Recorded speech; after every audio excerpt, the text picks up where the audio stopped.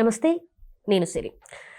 శాసన మండలిలో అయితే చాలా వరకు మనం నిన్న నుంచి చూస్తే వాకౌట్లు జరుగుతున్నాయి. అండ్ అట్లనే ఇప్పుడు ఏదైతే ఋషికొండ ప్యాలెస్ ఉందో దాని మీద కూడా చర్చ జరుగుతుంది పెద్దల సభలో. సో దాంట్లో వైసీపీ వాళ్ళది ఎలాంటి తప్పు లేదు, ఆ కట్టడం మేము కరెక్ట్గానే కట్టినాం, కానీ మీకు అది తప్పుగా కనిపిస్తుంది అన్నట్టుగా అక్కడ మాట్లాడుతున్నారు. సో ఈ అంశాన్ని చర్చించడానికి మనతో పాటు ఉన్నారు Janasena official spokes person Srinivas గారు.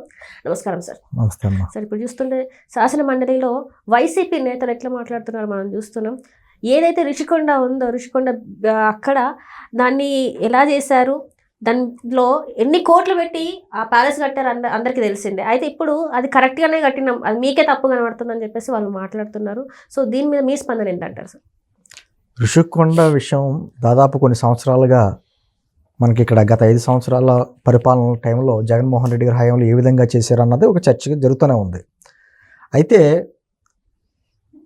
ఒక ఋషికొండని అనేటువంటి ఆ కొండని అనకొండలా ఎలా మింగేసిందో అన్నది మనకు అందరూ తెలుసు. జగన్మోహన్ రెడ్డి గారి గవర్నమెంట్ దాదాపు 450 కోట్లు ప్రజాధనాన్ని ఖర్చు పెట్టి ఒక ప్యాలెస్ లాంటిది కట్టుకున్నాడు ఆయన. అది కట్టే సమయంలో కనీసం ఎవరికి అనుమతులు కూడా లేవు చూడడానికి. ఇప్పుడు ప్రజాధనంతో ఖర్చు పెట్టేదానికి ప్రజలకి అవకాశం ఉండాలి చూడడానికైనా, దానికి అవకాశం కూడా లేకుండా నిర్బంధించి చుట్టూ వాల్స్ల కింద కట్టెల కింద ఎవరిని వెళ్ళలేకుండా చేసి అక్కడ ప్యాలెస్ కట్టుకున్నాడు ఆయన. అంటే దురదృష్టం పాపం అతనికి మళ్ళీ అధికారంలోకి రాలేదు. అధికారంలోకి వచ్చిండుంటే ఆయన దాంట్లో కూర్చుని చక్కగా సముద్ర తీర ప్రాంతాన్ని అంతా చక్కగా చూసుకుంటూ అనుభవించేవాడు ఒక ప్యాలెస్ కింద. అతను ఆలోచన విధానం అంతా ఒక రాజరికం కింద ఉంటుంది కదా. అయితే ఈ రోజున గవర్నమెంట్ మారిన తర్వాత అక్కడ పెట్టినటువంటి ప్రజాధనంతో కట్టినటువంటి ఆ బిల్డింగ్ని ఏ విధంగా సద్వినియోగం చేసుకోవాలి ఏంటి అనే దాని మీద చంద్రబాబు నాయుడు గారు అదేవిధంగా ముఖ్యమంత్రి పవన్ కళ్యాణ్ గారు అక్కడికి వెళ్ళి చూడడం జరిగింది. చూసి వెళ్ళి ఆశ్చర్యపోయారు. ఎందుకంటే అక్కడ పెట్టిన ఖర్చులు ఒక కమోడికి 13 లక్షలు, ఓ తలుపుకు 35 లక్షలు, ఇంకా వాళ్ళు ఇష్టం వచ్చినట్టు ఖర్చు పెట్టారు. కొన్ని కోట్ల రూపాయలు ఖర్చు పెట్టారు. ఈ రోజున శాసన మండలిలో చర్చ జరుగుతుంటే అదేదో తప్పు కాదన్నట్టు గతంలో కూడా ఇలాగా జరిగినాయి. ఇప్పుడు తెలంగాణలో ప్రగతి భవన్ కట్టారు. కట్టినప్పుడు దాంట్లోకి కనీసం కేసీఆర్ అడుగు పెట్టలేకపోయాడైనా రేవంత్ రెడ్డి గారు అడుగు పెట్టారు, దాన్ని సద్వినియోగం చేసుకున్నారు. అలాగే మీరు సద్వినియోగం చేసుకోవాలి అనేటువంటి మాటలు మాట్లాడుతున్నారు తప్ప తాము చేసింది తప్ప కరెక్ట్ అని చెప్పట్లా.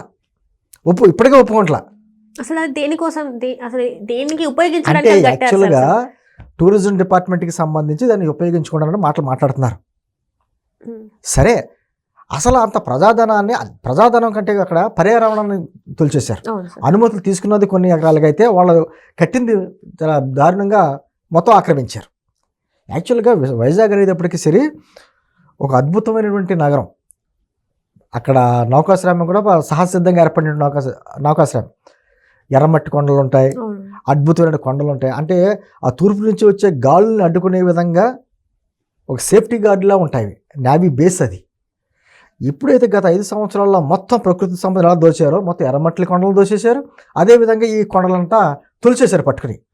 మీకు అసలు వాడి స్వరూపం ఎలా ఉంటుంది ఇప్పుడు జనాలకు తెలియదు. మీరు ఒక్కసారి పాత సినిమాలు చూడండి, మరో చరిత్ర లాంటి సినిమాలు చూస్తే అక్కడ అద్భుతంగా కనబడతాయి. అదేవిధంగా జంజాల్ గారి పిక్చర్లన్నీ కూడా అక్కడ తీశారు వైజాగ్లో. చాలా అద్భుతమైనటువంటి ప్లేస్.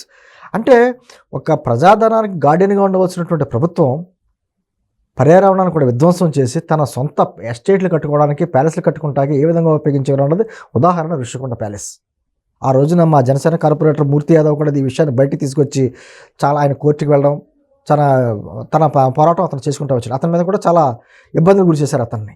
నేనేమంటే ఈ రోజుకి కూడా దాన్ని ఉపయోగించుకోమంటారు. ఖచ్చితంగా ఉపయోగించుకుంటుంది. కూటమి ప్రభుత్వం వైఎస్ఆర్ కాంగ్రెస్ ప్రభుత్వం లాగా వచ్చిన వెంటనే ప్రజావేదికను ఎలా కూల్చేశారు అలా కూల్చారు. దాన్ని ఉపయోగించుకుంటారు. కానీ వాళ్ళు ఆల్రెడీ పెట్టిన ఖర్చు ఏదైతే 450 కోట్ల రూపాయలు ఖర్చు పెట్టి దాన్ని ఏ విధంగా ఉపయోగించుకోవాలి అన్న దాని మీద కూడా పెద్ద చర్చ జరుగుతుంది. ఈరోజు ఆ చర్చ లేవనెత్తింది ఎవరు? వైఎస్ఆర్ కాంగ్రెస్ పార్టీ వాళ్ళే చర్చ లేవనెత్తి వాళ్ళు అక్కడ ఏదో సద్వినియోగం చేసినట్టు, వాళ్ళు ఏ తప్పు లేనట్టు బొత్స గారు ఈ రోజున మండలిలో ఆయన సరిదిద్దులో ప్రయత్నం దాన్ని ఏమంటారో కప్పపుచ్చే ప్రయత్నం అతనే చేసుకుంటున్నాడు. ఇంకా అంటే ఆ తప్పును మళ్ళీ పదే బయట చెప్పుకుంటున్నారు. ఎందుకంటే ఒక వైజాగ్ అనే కాదు, రాష్ట్రంలో అనేక చోట్ల జరిగినటువంటి ఘటనలు మనకు తెలుసు. ఋషికొండ ప్యాలెస్ అన్నది పెద్ద మనకు ఉదాహరణ ప్రకృతి దోపిడీకి.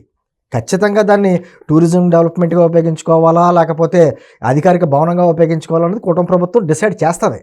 ఎందుకంటే ఆల్రెడీ పెట్టిన డబ్బులు వృధా చేయకూడదు కదా, ప్రజాధనం కదా.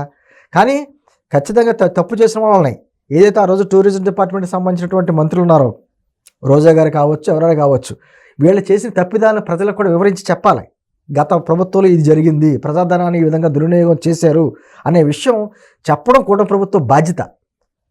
అది చెప్పడానికి చూస్తే దాన్ని కూడా కప్పిపుచ్చే ప్రయత్నం ఈ రోజున వైఎస్ఆర్ కాంగ్రెస్ పార్టీ వారు చేస్తున్నారు. ఇది ఏదైనా సరే 1-2 సందర్భాలు అయితే మనం చెప్పుకోగలం. ఇంత దారుణమైన ఘటన కూడా ఒక మంచి ప్రయత్నం కింద తెలంగాణతో పోల్చి, అక్కడ ఏదో ప్రగతి భవన్తో పోల్చి మీరు ఉపయోగించుకోవాలంటే మాట్లాడతా వాళ్ళు చేసిన తప్పును కూడా సర్దిద్దుకునే ప్రయత్నం చేయకపోగా ఇటువంటి కార్యక్రమాలు చేస్తున్నారో ఖచ్చితంగా ప్రజలు చూస్తున్నారు. ప్రజలు ఖచ్చితమైన తీర్పు ఆల్రెడీ ఇచ్చారు. అయినా కూడా వాళ్ళ మనసులో కూడా బుద్ధి రావట్లేదు. ఏం జరుగుద్దో చూడాలి ఇప్పుడు. అంటే మొత్తానికైతే రిషికొండ ప్యాలెస్ గవర్నమెంట్కి సంబంధించిన ఆస్తులానే చూడాలి, కానీ మేము సొంతంగా ఏం కట్టుకోలేదని చెప్పి వాళ్ళు అంటున్నారు. ఇప్పుడు ఏదైనా సరే, ఇప్పుడు ప్రభుత్వం దాంతో ఖర్చు పెట్టేది ఏదైనా ప్రజల సొమ్మే కదమ్మా. అది ప్రజల సొమ్ముతో కట్టింది ప్రజలకే చేరాలి. దాన్ని ఏ విధంగా దుర్వినియోగం చేశారో అన్నది ఈరోజు ఇప్పుడు మన ఖజానా చూస్తుంటే ఇది వీళ్ళకే అర్థం అవ్వట్లేదు. ప్రభుత్వంలో వచ్చిన తర్వాత అసలు ఎక్కడ అది ఏ సెక్షన్లో ఎలా ఉందో కూడా అర్థం కాని పరిస్థితి. అంత దారుణంగా దోచుకుంటూ వెళ్ళిపోయారు. ఈ రోజున వాళ్ళు చేసిన ప్రకృతి దోపిడీని కూడా సమర్థించుకుంటున్నారు. అది కదా మనం చెప్పేది. చేసిన తప్పు ఎప్పుడైనా సరే తప్పు జరిగినా దాంట్లో లోపాలు ఉంటే సరి చేసుకోవాలండి, ఖచ్చితంగా మా తప్పు అంటే మేము ఒప్పుకుంటామని చెప్పి మాట అనాలి. అది అనకుండా ఇంకా తప్పుని వాళ్ళు ఏదో గొప్పతనం కింద చెప్పుకుంటూ వెళ్తున్నారు. అది మేము ఎత్తి చూపిస్తుంది. అది ప్రకృతి సంపదను దోచేయడమే కాకుండా ప్రజా సంపదని ఏ విధంగా తినేశారు అన్నది ఈ రోజున ప్రశ్న. గత 5 సంవత్సరాలు దోపిడీ అలా జరిగింది. జగన్మోహన్ రెడ్డి గారు ఈ రోజనే కాదు, గతంలో ఆయన తండ్రి ముఖ్యమంత్రిగా ఉన్నప్పుడు కూడా ఏ విధంగా ప్రకృతి సంపదనంతా దోచేశారు. వాన్పిక్కు రకరకాల కుంభకోణాలు. ఈ రోజు మన కేసులు చాలా ఉన్నాయి కదా. ఈ రోజున అదే జరిగింది. ఆ అధికారంలోకి వచ్చిన తర్వాత కూడా అదే ప్రయత్నం. ప్రభుత్వ భూములు ఎక్కడ ఉంటే అక్కడ కబ్జాలు చేయడం, వాళ్ళు ఇష్టం వచ్చినట్టు దోపిడీ. దేవాలయ భూములు లేవు, ప్రభుత్వ భూములు లేవు, అసైన్డ్ ల్యాండ్స్ లేవు, ఇటువంటి పర్యావరణానికి సంబంధించినటువంటి ల్యాండ్స్ లేవు. అన్ని విపరీతమైనటువంటి దోపిడీ అయితే జరిగింది.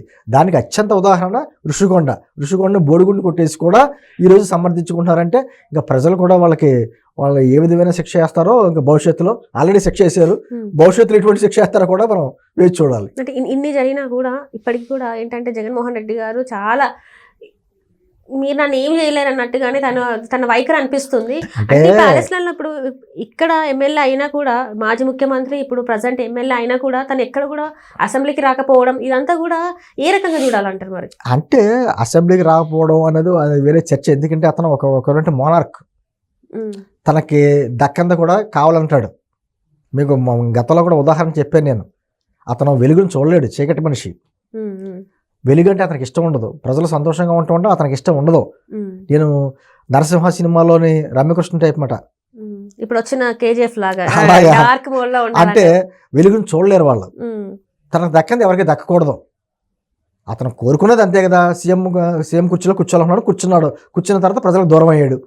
నేను అంటుంది ఏదేమైనా అతని విధానం కానీ, అతని రాచరిక పోగళ్ళు కానీ, అతని ఆలోచన విధానం కానీ ఏదైనా ప్రజా వ్యతిరేక కార్యక్రమాలే. అతనికి రాష్ట్రం అంటే ఒక సొంత ఎస్టేట్లా ఉండాలి. నా సొంత ఎస్టేట్ పరిపాలించుకున్నట్టు చూసుకోవాలి. ప్రజలందరూ కూడా నాకు ఒక బానిసలు, నేను ఇస్తున్నాను, వాళ్ళు పుచ్చుకోవాలి అనేటువంటి మాట్లాడతాడు తప్ప ఇది మనకి ఇచ్చినటువంటి 5 సంవత్సరాల కాంట్రాక్ట్ అని అతను ఎప్పుడు అనుకోడు. రాష్ట్రాన్ని అనుకోలేదు. ఈ రోజుకి కూడా ప్రజలు ఇటువంటి తీర్పు ఇచ్చినప్పుడు కూడా నేను చేసిన తప్పులు ఎక్కడున్నాయని చెప్పి ఆత్మపరిశీలన ఎక్కడ చేసుకుంటలేదు. ప్రజలే తప్పు చేసినట్టుగా మాట్లాడుతున్నాడు. అతను ఎన్నుకోవడం కూడా ప్రజలు తప్పే కాబట్టి ఈసారి ఆ తప్పు చేయలేదు ప్రజలు. అంటే ఇది ప్రజాస్వామ్యం అమ్మా. ఖచ్చితంగా ఎప్పుడు ఏ నిర్ణయం తీసుకోవాలన్నది ప్రజలు నిర్ణయం తీసుకుంటారు. ఒక 5 సంవత్సరాలు కాంట్రాక్ట్ ఇస్తారు పరిపాలన చేయమని. బాగుంటే ఉంచుతారు కాంట్రాక్ట్, లేకపోతే తీసిపడేస్తారు. ఇప్పుడు జరిగింది అదే. నేను అంటుంది ఋషికొండ కావచ్చు, లేకపోతే ఇతరుల దేవాలయ భూములు కావచ్చు, అసైన్డ్ ల్యాండ్స్ కావచ్చు, ఎక్కడైనా సరే ప్రజా సంపదను ఏ విధంగా, ప్రభుత్వ భూములను ఏ విధంగా మింగేశారన్నది ఈరోజు ప్రజలకు తెలుస్తుంది. అంటే యాక్చువల్గా ఋషికొండ అద్భుతమైన కట్టడం వైసీపీ వాళ్ళు సమర్థించుకుంటున్నారు. 450 కోట్లతో ఇటువంటి బిల్డింగ్ కట్టగలరా ఎవరన్నా, అంత అద్భుతంగా కట్టాడు అనేసి ఇంకా సమర్థించుకుంటున్నారు వాళ్ళు. సరే అక్కడ దోచేసింది అంతా, తొలిచేసింది అంతా. అది ఒక సహసిద్ధంగా ఏర్పడినటువంటి కొండలు రక్షణ కవచంగా ఉంటాయి వైజాగ్ నగరానికి. దాన్ని ఏ విధంగా దోచేశారు, దానివల్ల నగరానికి ఎంత ముప్పు ఉంది. నేవీ బేస్డ్ అది రక్షణ కవచంగా ఉండవలసిన ప్లేస్లో ఈ విధంగా దోచేసి కూడా సమర్థించుకోవడం ఎంతవరకు సమంజసం అన్నదే మా ప్రశ్న. కానీ దాన్ని ఇంకా శాసనమండలిలో మరి వాళ్ళు కొంచెం మెజార్టీ ఉంది కదా శాసనమండలిలో, మండలితో వాళ్ళు వాకౌట్లు చేయడం, లేకపోతే మిగతా విషయాలు చర్చకు రాకుండా దాన్ని హడావిడి చేయడం అని చేస్తున్నారో ఖచ్చితంగా ప్రజలు చూస్తున్నారు. వాళ్ళ గొయ్యి వాళ్ళే తవ్వుకుంటున్నారు. Right sir. Right. Thank you so much sir.